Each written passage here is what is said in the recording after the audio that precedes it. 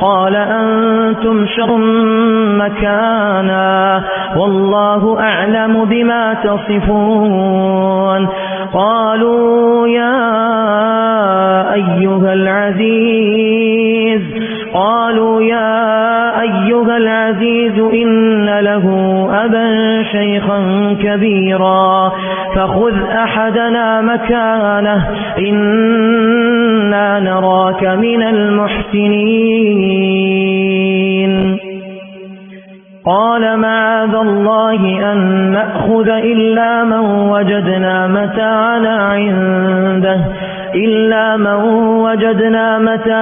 عنده إنا إذا لظالمون. فلما استيئسوا منه خلصوا نجيا قال كبيرهم ألم تعلموا أن أباكم قد أخذ عليكم موثقا من الله ومن قبل ما فرطتم في يوسف فلن أبرح الأرض حتى يأذن لي أبي أو يحكم الله لي وهو خير الحاكمين. ارجعوا إلى أبيكم فقولوا يا أبانا إن ابنك سرق وما شهدنا إلا بما علمنا وما كنا للغيب حافظين.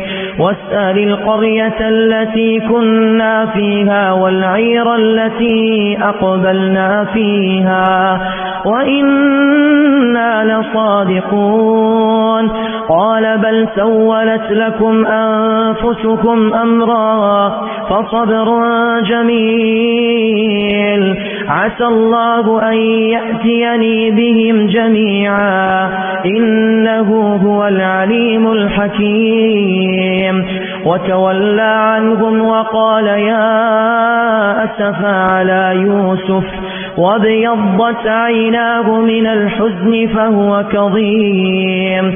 قالوا تالله تفتأ تذكر يوسف حتى تكون حرضا أو تكون من الهالكين.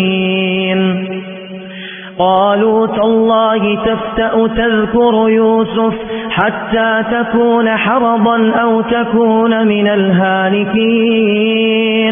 قال إنما أشكو بثي وحزني إلى الله وأعلم من الله ما لا تعلمون.